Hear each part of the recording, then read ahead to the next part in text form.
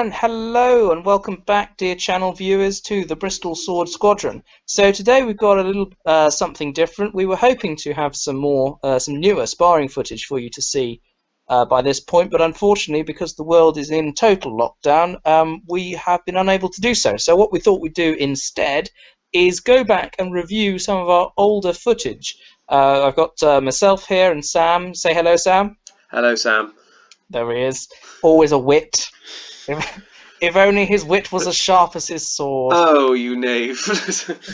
But of course, in this instance, his sword is blunt, so I don't suppose that would do any good. But anyway, we are going to commentate. So this is a fight that happened. Do we know can we remember the date on this one, Sam? I can't remember the exact date. I'll have to look up and It post looks it pretty in the dark. description. It looks dreary. It looks It like was pre-lockdown 1. It's important to say this was pre-lockdown 1, so this is before any form of social distancing, etc. guidance were in. But it's also, this is the first time that I am using, I'm the figure on the left of your screen at the moment.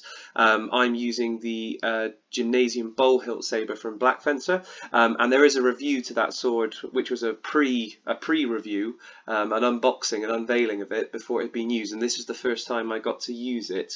This is the first time, which was a very exciting time. It was a lovely sword to use. It was a shame that this is the only time I got to use it.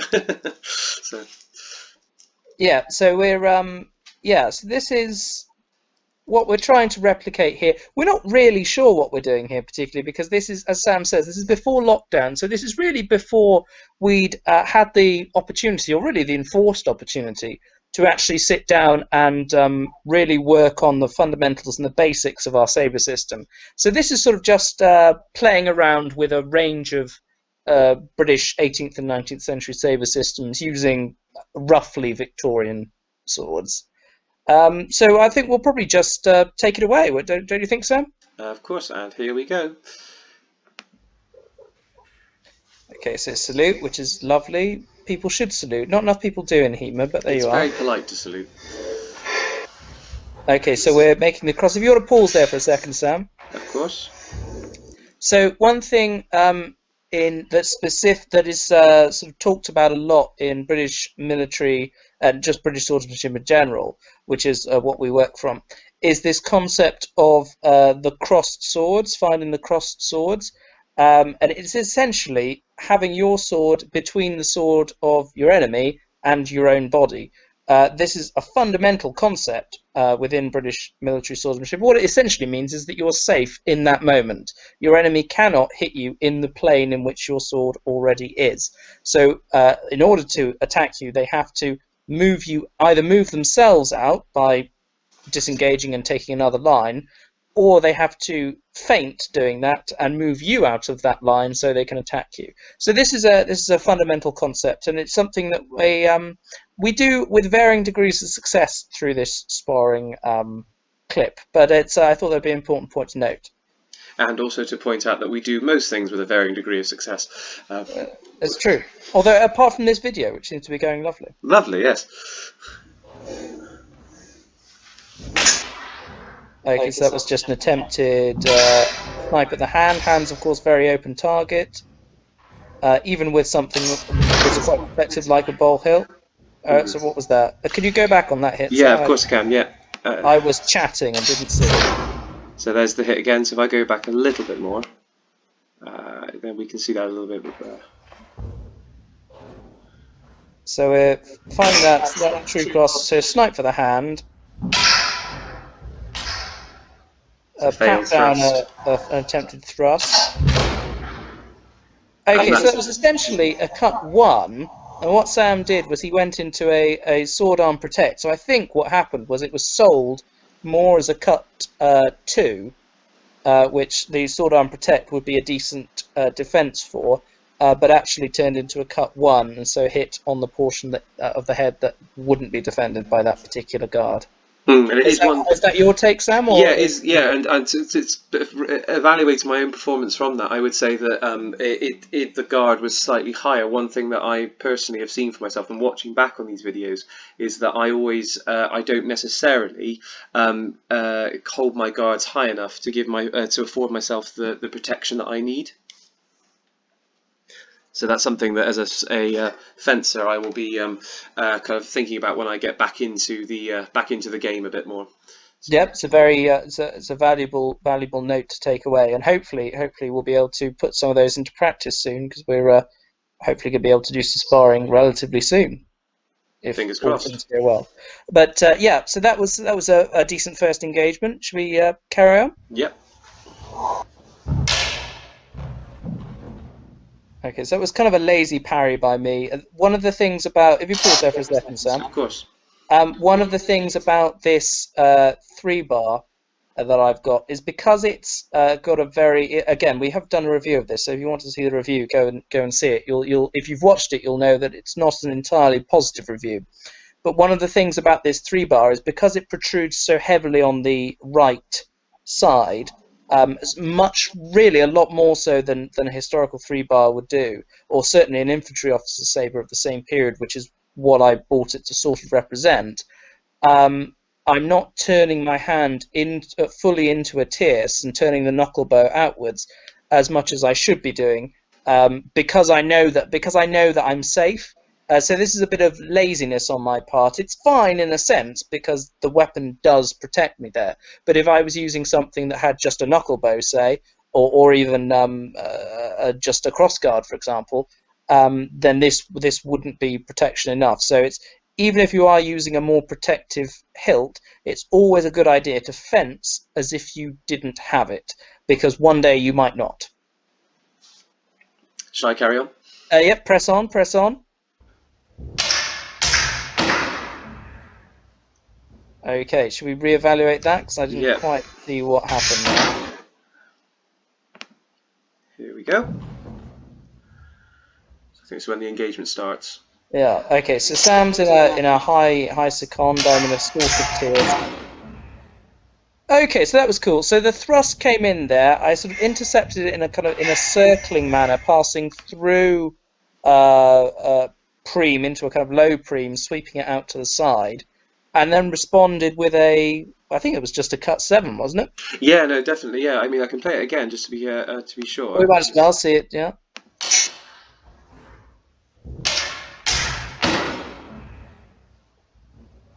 Yeah, that's what it looked like to me. Hmm. So that's one of the dangers, of course. I mean, thrusts are an incredibly valuable tool in any swordsman's arsenal. But one of the dangers of thrusts, especially heavily committed thrusts, is if they are moved to the side, which can be done with very little force, because the thrust is very powerful in a straight direction, but on the sides it's very susceptible to Easily lateral redirected. force. It can be, yeah, exactly, very easily redirected. It does leave the swordsman making the thrust open to a counter, particularly with this kind of system where almost every attack is given on the lunge. So that is something to be aware of, and I think it's just really you should certainly be throwing thrusts. Was that one? Can we see that one once more, Sam? Of Did course. that come off of a feint, or was that a straight thrust? Here we go. Brilliant. There's a straight Yes. thrust, I Yeah, think. so essentially that's the issue. I mean, it is an issue with any attack really. It's less of an issue with cuts than thrust because a cut has to be met essentially force on force. Yes, you can cut into a cut, but a cut has to be stopped at some point. Whereas the thrust will naturally, if it doesn't hit anything, will naturally terminate. So there's yeah, that goes into the issue about which is better, cut versus thrust, and obviously you need both. But that is a thing. If you want to do thrust, it's always better to have them cloaked in something. Definitely. I think as well, it's interesting watching this because, of course, for a bit of context, with regards to where this fight is in our club history, in a sense, is that this was shortly after I had been doing a lot more work on smallsword, which is something that I had personally kind of followed in my own research and study and practice, even mixed weapon smallsword stuff. This was the first time that I'd used, as I've already said, this particular sabre, but it's also one of the first times that I'd gone with a cut weapon again. So I can see myself favouring thrusts a lot more since looking into smallsword. Right, let's dive back to it.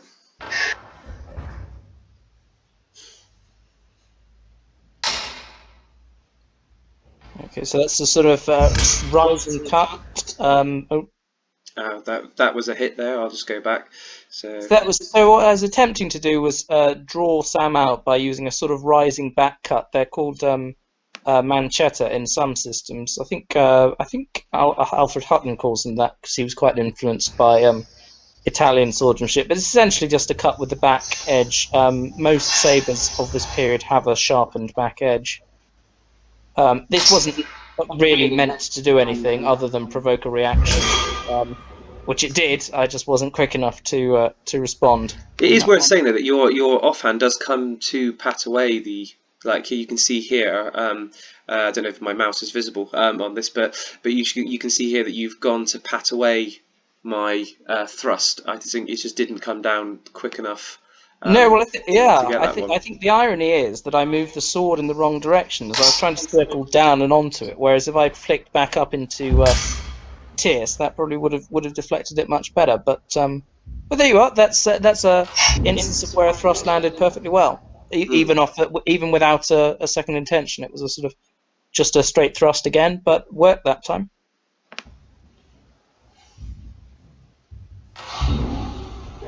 So I'm not 100% sure here, because personally, looking at it now, at the time I didn't feel it as a hit, but looking at it now, it definitely looks as a hit. Like I should have slipped the body a little bit more, and I should have come down more with a cut 7, cut as a response automatically, really, or at least a. But instead, I kind of just withdraw my sword and hold it high. I should have brought it down using the momentum in that sense, but. Again, a note to think about for future. Yeah, well, I think that was one of those instances where the leg cut which I did was a second intention attack, and the primary intention was uh, either a feint or a deliberate attack. I can't now recall which I was going for, but was an attack to the high line to the head, which Sam then uh, responds to by slipping back and changing into a St. George guard. And then I go for the low line. Yeah, I can't tell exactly whether that lands or not, but it's certainly if you hadn't have slipped, then there would have been contact. Hmm. So it's one of the good things about slipping on every attack or every defense rather.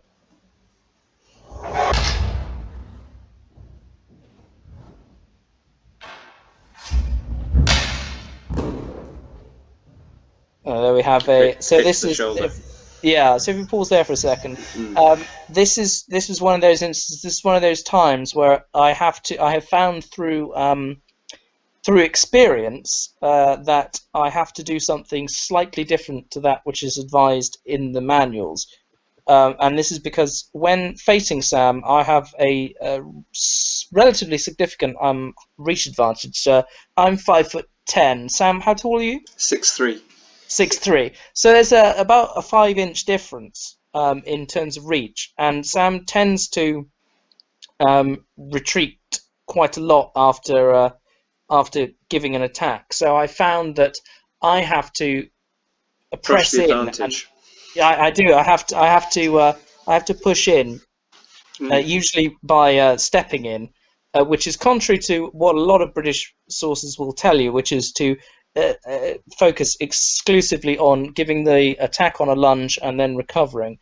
Because I find if I don't do that, I simply haven't got a chance of actually landing a hit. So sometimes I have to pursue Sam down as I did in that instance. And this is something that if you're a smaller fighter going up against a taller fighter, this is something you're going to have to do because somehow you're going to have to make up that reach deficit which you've got, and that's how I chose to do it. And I think that One, comes into the point of knowing your opponent as well. Especially, this is quite a short bout. Of course, the whole match was only about 3 minutes long. However, both you and I have sparred each other many a time, so we've both got used to each other's mannerisms and fighting styles, which is something that's quite useful to bear in mind when you're sparring against somebody else. Is to think about what they tend to do. And Matt described me perfectly there. It's something that I'm very aware of, is that I do retreat and try and recover, but at a further distance, rather than keeping the block going and riposting or countering in some way. And and it works. It works a lot of the time, unless you have someone who is going to chase you down, which is what happens in that instance. But yeah, good stuff. So there it is again. There it is, yeah. And I believe this is the last hit before we swap swords now.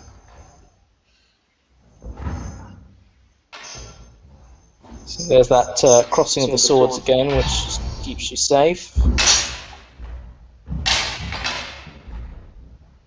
And I thought that landed, but it didn't. That was a nice tierce parry there on the inside line. On the outside line, swapping the back leg back. Bit of moving up and down, tentatively. That's another sort of. And there's a cut on the inside. Can you see that bit again? Yeah, of course. If I go.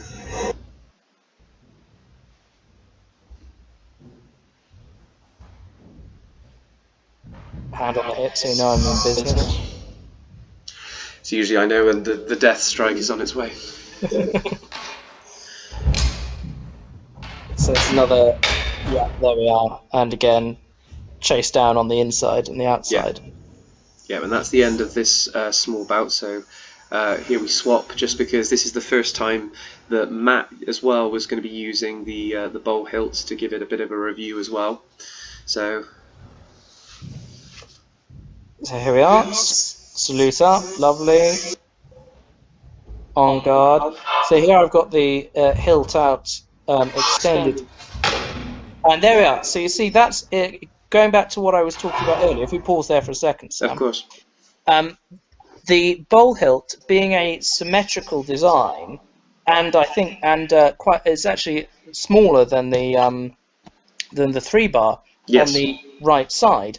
So I was hit on that right side, which I wouldn't have happened with the 3-bar. But that's exactly why. If I had turned the hilt out, rather than hovering in a sort of medium guard, if I had turned the hilt out more into a dedicated tierce, that wouldn't have landed. So there you see the absolute imperative of training as if you didn't have protection, even if you did. I think that's the illusion as well, because there's many times, not necessarily in this fight, but in other ones that I've used this particular sabre, I've definitely been hit on the hand because I assume, in a sense, that I've got a basket hilt in front of me, but the bowl hilt is not a basket hilt. It is very different to that.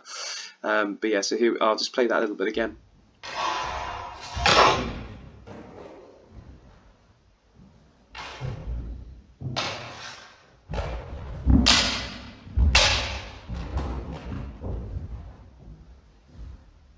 Was that a double hit? That was a double hit, so we're not. Should we see that a little bit again? Yeah. I think it's about here. Yeah. So that's the first hit. Yeah, so that was the hit. Yeah. So there's some more tapping, trying to get a reaction, move in.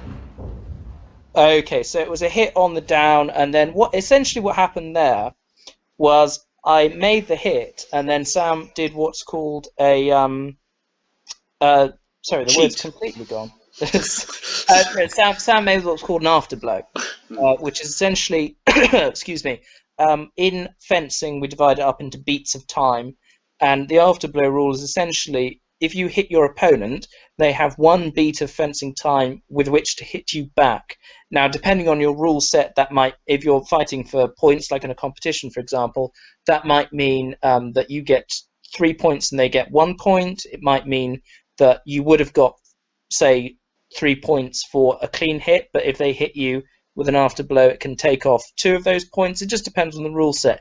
Here, what essentially all it means is that it wasn't a clean hit, which in real life, quote unquote, would obviously mean a loss for both parties.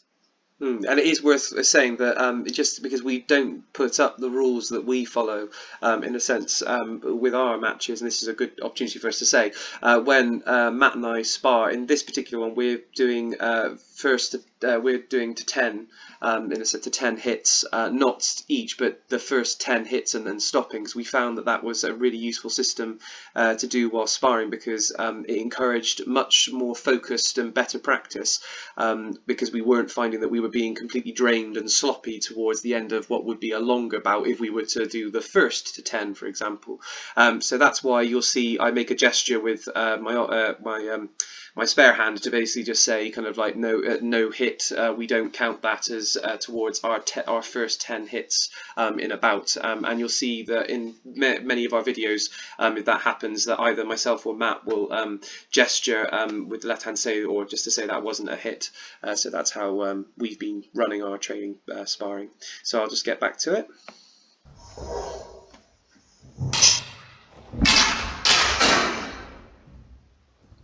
Okay, so that was actually quite a nice exchange. If we see that one more time.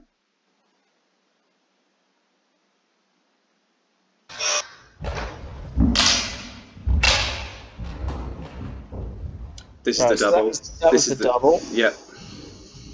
And essentially, so I'm in a sort of weights engaging diaphragm in the fierce, and that was essentially a cut one doubled up, which was very nice.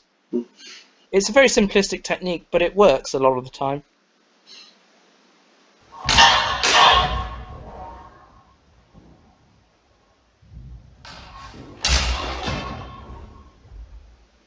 So we are. I think that. What are we saying? I can't quite make it out. I think if I go back, because we have the wonderful thing of replay here. So it's either your lead arm or my leading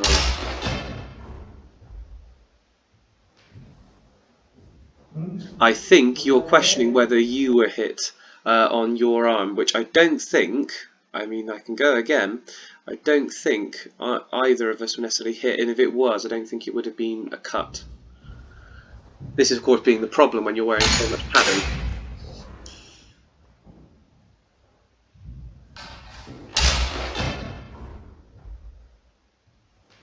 Yeah, I think. Yeah, it looks like a deflection upwards. Yes. And this is one of the things with sort of deciding what is and is not a hit in HEMA sparring, is because we don't really know what the sword would do under all circumstances. I mean, obviously, if you get a full rotation cut one to the face, you know that's pretty much putting you out of the game. Yeah, or if you get a full force thrust to the chest, you know that's it. But these sort of tentative cuts, we don't know what they do, especially against a person in period clothing, which tends to be on the thicker side, certainly compared to clothing that we wear today. I mean, in terms of British military sabre, for example, there was a big problem when we were fighting the Russians in Sevastopol during the Crimean War. Well, not just in Sevastopol, but all over the Crimea in the 1850s, because the Russians were wearing these big, thick winter greatcoats, and we were finding that our swords simply weren't cutting through them. This is one of the general sort of things that people tend to say, or people tended to say in defense of the thrust over the cut, was that the thrust tends to penetrate most layers of clothing that aren't specialized armor, whereas the cut can be rendered ineffectual by them. Certainly, also, when we were fighting in India, people tended to wear turbans, multiple layered turbans, and these were also found to be quite effectual at stopping sword cuts, so much so that actually lots of British officers adopted them as well. So this is what happens. Hello. Sam waving there. Gosh, we're such goofballs. And identically dressed. That's a nice Okay, cut. so that was a nice one. Should we see that one again? Yep.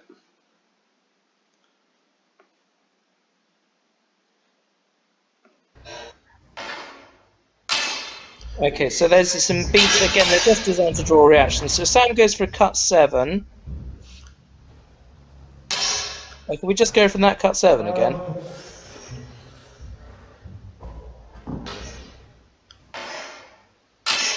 So beats, lunge with a cut 7. I return with a cut 7. Kind of slip void and do another 7, which hits the arm, but I managed to retreat this time out of measure before Sam can deliver his after blow, which comes in the form of a cut 5, I think it was. Yeah, cut 5, I think, definitely. Yeah. Do you want to see it again, or should we carry on? No, we can carry on. Yeah, okay.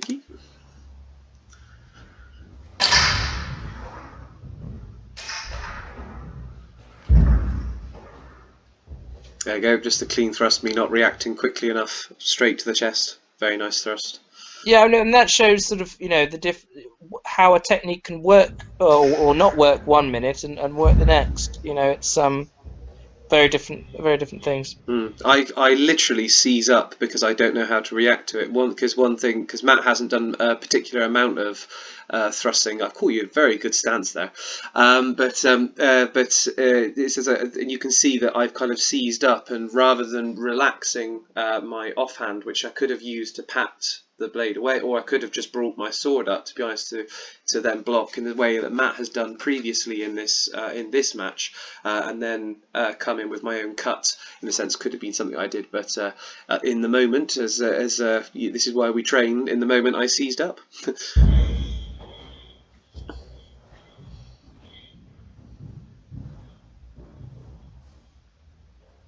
And this is the last bit now.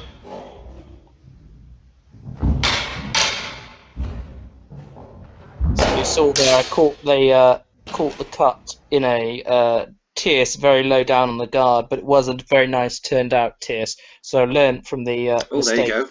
There we are. See, perfectly done. Well done. That's a complete fluke, but yeah, that's a nice. Yeah, so you can see it's turned out entirely, and that's what keeps it safe. If you imagine if I'd been holding it in a more sort of front-facing medium guard, that could very well have been the side of my hand gone. But as it happens, I was turned out nicely. Now, what I should do from here, just looking at it, is I should immediately drop the point and go for a thrust over arm, but I know I don't do that. No, you get a cut to the leg in, which is just as nice. Well, yeah. So that cut to the leg is one again. I sell as a cut to the head, which you can see Sam's sword go up into a St. George, and then just becomes a 6 to the leg. And it's worthwhile stressing here. This is why that you should slip. So if I had slipped, there, I would have been fine. And if I had slipped, my leg would have been out of play to be hit. Just going again, and then my 7 probably would have landed if that had happened. But we live and learn, fortunately. And there we are. Good sportsmanship at the end, as always. Because as much as people get impassioned about HEMA, we need to remember it is but a sport, and we should always remain friends. Definitely. Well, thank There's you very much. There's far too much arguing going online in HEMA. It's far too much. Cut it out. Far too much arguing. Well, we really hope that you've enjoyed the first of our sparring review videos. If there's any questions you have, please feel free to put them into the comment box and underneath, and we'll try and get back to you as soon as possible. Absolutely, yeah. Let us know if you like this type of video, because it's a bit of an experimentation, really. And yes. If you don't like it, we probably won't do it. But if you do like them, then let us know, because we'll do more. Yes, definitely. Give us a like. But in the meantime, take care, everyone, and stay safe. Ta-da!